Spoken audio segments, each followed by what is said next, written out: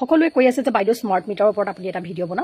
বনাওক মই ভাবিলোঁ সেয়েহে জনসাধাৰণৰ কথাটো আৰু আওকাণ কৰিব নোৱাৰি সেই ৰাতিপুৱাতে আচলতে মই শুই উঠিয়েই আপোনালোকে দেখিছে মোৰ মুখা অৱয়ৱত যে মই শুই উঠিয়ে পেলাই ভিডিঅ'টো বনাইছোঁ চিধা আহিছোঁ আমাৰ যিটো মেনুৱেল মিটাৰ সেই মিটাৰটোৰ ওচৰলৈ এতিয়া ক'ব বিচাৰিছোঁ এখন চৰকাৰ সদায় জনসাধাৰণৰ কল্যাণৰ বাবে চৰকাৰখনে কাম কৰিব লাগে যে জনসাধাৰণক কেনেকৈ আমি আৰ্থিকভাৱে সবল কৰিব পাৰোঁ তেওঁলোকৰ গুণগত মানদণ্ড উন্নত কৰিব পাৰোঁ কাৰণ জনসাধাৰণৰ উন্নয়নে ৰাজ্যখনৰ উন্নয়ন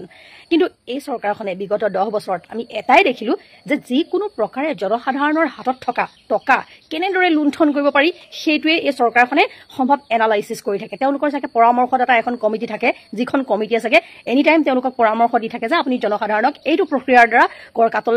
বেছিকৈ চাপি দি পেলাই আপুনি তেওঁলোকক লুটিব পাৰিব সিটো প্ৰক্ৰিয়াৰ দ্বাৰা পাৰিব ইটো প্ৰক্ৰিয়াৰ দ্বাৰা পাৰিব ঠিক তেনেধৰণৰ এটা প্ৰক্ৰিয়া হৈছে এই মেনুৱেল মিটাৰৰ পিছত যি স্মাৰ্ট মিটাৰ লগাই আছে সেই স্মাৰ্ট মিটাৰ প্ৰক্ৰিয়াটো আপোনালোক সকলোৱে জানে অসমৰ চাৰিওফালে পাহাৰেৰে আৱৰা আৰু অৰুণাচল আছে চবফালে আছে তো অৰুণাচলতো বহুতটা জলবিদ্যুৎ প্ৰকল্প গঢ়ি তুলিছে সে তাৰ ফলশ্ৰুতিত যি ডাউনষ্ট্ৰীম সেই ডাউনষ্ট্ৰীমৰ যিখিনি ৰাইজ ক্ষতিগ্ৰস্ত হয় পানী এৰি দিয়াৰ ফলত বাৰিষা সেই লোকসকলৰ কথা কিন্তু কোনো ধৰণৰ চিন্তা কৰা নহ'লে যাৰ ফলত আপোনালোকে দেখিছে নামনি অসমত ভূটানে এৰি দিয়া পানী বা উজনি অসমত আপোনালোকে দেখিছে বিভিন্ন প্ৰকল্পত এতিয়া সোৱণশিৰিও জলবিদ্যুৎ প্ৰকল্পও হৈ উঠিছে কেনেকুৱা ধৰণৰ মানুহৰ ক্ষয়ক্ষতি হৈ থাকে বা হ'ব পাৰে এয়া আপোনালোকে সকলোৱে অনুমান কৰিছে এই যে জলবিদ্যুৎ প্ৰকল্পৰ পৰা উৎপাদন হোৱা যিবোৰ বিদ্যুৎ সেই বিদ্যুৎৰ আচলতে অসমে যিখিনি ক্ষতি মূৰ পাতি ল'বলগীয়া হৈছে তাৰ লাভ কিন্তু অসমৰ জনসাধাৰণে কিন্তু খাবলৈ পোৱা নাই আমি সকলোৱে জানো এটা সময়ত চৰকাৰী আছিলে APDCL এই বিদ্যুৎ বিভাগটো তাৰপিছত লাহে লাহে ইয়াক তিনিটা ভাগত ভাগ কৰি পেলাই ব্যক্তিগতকৰণ কৰি লৈ যোৱা হৈ গ'ল আৰু এতিয়া লাহে লাহে আদানী স্মাৰ্ট মিটাৰ বহাব খুজিছে আদানী নাই ক'ত এয়াৰপৰ্ট আদানীৰ আপোনাৰ ৰেলৱে আদানীৰ আপোনালোকে চাবচোন আদানীয়ে সব এফালৰ পৰা গ্ৰাস কৰি আহিছে মাটি বাৰী সা সম্পত্তি যেনেকৈ আদানীয়ে এফালে গ্ৰাস কৰিছে ইয়াত আমাৰ মুখ্যমন্ত্ৰীৰ মিছেছেও কিন্তু এফালৰ পৰা সৰ্বগ্ৰাস কৰিবলৈ লৈছে আপোনালোকে দেখিছে শুৱালকুছি পাট মুগা বস্ত্ৰ বন্ধ কৰাৰ পৰা ধৰি আগতে যে কিশোৰীসকলক চেনিটাৰী নেপকিন দি আছিলে সেয়া বন্ধ কৰি নিজে আদ্যা নামৰ এটা চেনিটাৰী নেপকিন খুলি তাৰমানে দ্বিতীয় এগৰাকী নীতা আম্বানী অসমত আছে আৰু আদানীৰ আৰু নীতা আম্বানীৰ যিটো প্ৰক্ৰিয়া সেইটোৱে আমাৰ মুখ্যমন্ত্ৰীৰ ঘৈণীয়েকে ফ'ল' কৰিছে আৰু এইবিলাক কথা ক'লে তেওঁলোকে বেয়া পায় ঠিক তেনেধৰণে কথাকেইটা অনুকিয়াব লাগিব নহ'লে আমাৰ অসমৰ ৰাইজে পাহৰি থাকেতো ৰিল চাই ইউটিউবাৰৰ ভিডিঅ'বিলাক হাগামোটাবোৰ চাই থাকোঁতে প্ৰকৃত কথাবোৰ পাহৰি যায় সেইকাৰণে পুনৰবাৰ পুকুৰিয়াই দিবলগীয়া হয়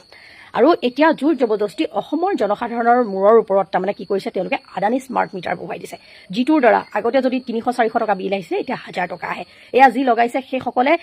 ভুক্তভোগীয়ে তেওঁলোকে ক'বলৈ বাধ্য হৈছে আৰু আজি তেওঁলোকে প্ৰতিবাদ কৰিবলৈ আগবাঢ়ি আহিছে যিবোৰ কথা নেকি আমি সদায়ে কৈ থাকোঁ কিন্তু আমি কৈ থাকিলেও বহুতে গ্ৰাহ্য নকৰে ভাবে যে বিৰোধী এওঁলোকে কৈয়ে থাকিব কিন্তু যেতিয়ালৈকে নিজৰ গালৈকে নাহে তেতিয়ালৈকে কিন্তু মানুহে উপলব্ধি নকৰে এতিয়া গালৈকে আহিছে বাবে ৰাইজে প্ৰতিবাদ কৰিছে আৰু বহুতে আমাক অনুৰোধ কৰিছে যে বাইদেউ স্মাৰ্ট মিটাৰ লাগে আপোনালোকে জানেনে এই মিটাৰ বক্সত এটা লাইট জ্বলি থাকে সেই লাইট যে জ্বলি থাকে বা ইণ্ডিকেটৰটো যিটো জ্বলি থাকে সেইটোৰ বিনিময়ত সেইটো একচুৱেলি আমাক নহ'লেও হয় কিন্তু সেইটোৰ বিনিময়তো তেওঁলোকে কিন্তু ডেইলি 5-10 পইচা কৰি ধৰকচোন মাহেকত কিমান হ'ব বছৰেকত কিমান হ'ব তেওঁলোকে আমাৰ পৰা লুণ্ঠন চলাই থাকে আৰু আগতে এতিয়া ক'ব খোজো কংগ্ৰেছৰ দিনতো ইমান লাইটৰ বিল অহা নাছিলে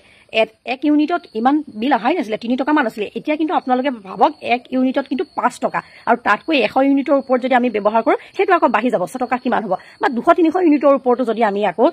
বেছি ব্যৱহাৰ কৰোঁ তেতিয়া আকৌ আৰু বাঢ়ি যাব এতিয়া কথা হ'ল এই চৰকাৰখনেতো প্ৰতিশ্ৰুতি দিছিলে আমাক 200-300 ইউনিট বিদ্যুৎ ফ্ৰী দিম বুলি নিৰ্বাচনৰ আগত দিয়া নাছিল জানো আপোনালোকৰ জানো মনত নাছিলে তেওঁলোকে ফ্ৰী দিম বুলি কৈছিলে কিন্তু ফ্ৰী দিম বুলি কৈ এতিয়া আকৌ স্মাৰ্ট মিটাৰ লগাই আছে তেওঁলোকেতো আমাক 16 লাখ নে 15 লাখকৈ টকা দিম বুলি কৈছিলে কিন্তু উল্টা এতিয়া তেওঁলোকে আমাক লুটি আছে আৰু তেওঁলোকে যি কয় তাৰ সম্পূৰ্ণ সদায় ওলোটাটো কৰে সেইকাৰণে অসমৰ ৰাইজে জাগি কথাবোৰ ভালদৰে চিন্তা কৰি এই চৰকাৰখন যিবোৰ চৰকাৰক আমি আমাৰ কল্যাণ কৰিবৰ কাৰণে আমি তেওঁলোকক নিৰ্বাচিত কৰি পঠাওঁ তেওঁলোকে যেতিয়া আমাক টেটু চেপা দিব চিলিণ্ডাৰটো আপুনি অন কৰিব নোৱাৰে ইমান দাম খাদ্য বস্তু আপুনি কি বস্তু আপুনি দাঙি ল'ব প্ৰত্যেকটো বস্তুৰ দিন প্ৰতিদিন মূল্য বৃদ্ধি হৈছে মাটিৰ খাজনাৰ মূল্য বৃদ্ধি হৈছে আপুনি ভাবকচোন ঘৰ বনাবলৈ লোৱা প্ৰত্যেকটো বস্তুৰ কেনেধৰণৰ মূল্য বৃদ্ধি হৈছে আপোনাৰ জীৱনত মূল্য বৃদ্ধিয়ে কোবাই যোৱা নাইনে বাৰু আপুনি অনুভৱ নকৰেনে এটা কথা যে আমি যদি নলগাওঁ বুলি কওঁ তেওঁলোকে বাই ফ'ৰ্চ আমাক লগাব নোৱাৰে কাৰণ এই মিটাৰটোত তেওঁলোকে কি ভুল আছে এই মিটাৰটোত যদি কিবা ভুল আছে কিবা যদি প্ৰব্লেম আছে তেওঁলোকে আমাক দেখাই দিয়ক আৰু যদি ভুল আছে তেতিয়াহ'লে আজি অত বছৰৰ পৰা এইটো মিটাৰ কেনেকৈ লাগি আহিলে এইটো মিটাৰ মতে কেনেকৈ তেওঁলোকে টকা পইচা লৈ আহিলে এইটো আচলতে স্মাৰ্ট মিটাৰ লগোৱাটো হৈছে একমাত্ৰ এটা লুণ্ঠন আৰু এই লুণ্ঠন চৰকাৰক আমি লুণ্ঠন কৰিবলৈ আমি নিদিওঁ ইতিমধ্যে আমাক বহুত লুণ্ঠন কৰিলে আৰু আমাৰ মূৰৰ ওপৰত ইমান বেছি ঋণৰ বোজা জাপি দিলে যে এতিয়া মানে আমি সকলোৱে আচলতে ত্ৰাহি মধুসূদন দেখিছোঁ সেয়েহে আপোনালোক সকলোৱে কেৱল বিৰোধীয়ে কৈছে কাৰণে ক'ব লাগে কাৰণে কৈছে বুলি ভাবি যদি আপোনালোকে এৰি দিয়ে আপোনালোকৰ এটা সময়ত কিন্তু অৱস্থা একেবাৰে জুৰুলা হৈ পৰিব সেয়েহে আপোনালোকে এতিয়া যিহেতুকে আপোনালোকে জাগিছে স্মাৰ্ট মিটাৰ বহুৱাৰ ক্ষেত্ৰত আপোনালোকে বিৰোধ কৰিছে আপোনালোকে বিৰোধ কৰক মোৰ ঘৰত এইটো মেনুৱেল মিটাৰ আছে ই সুন্দৰভাৱে কাম কৰি আছে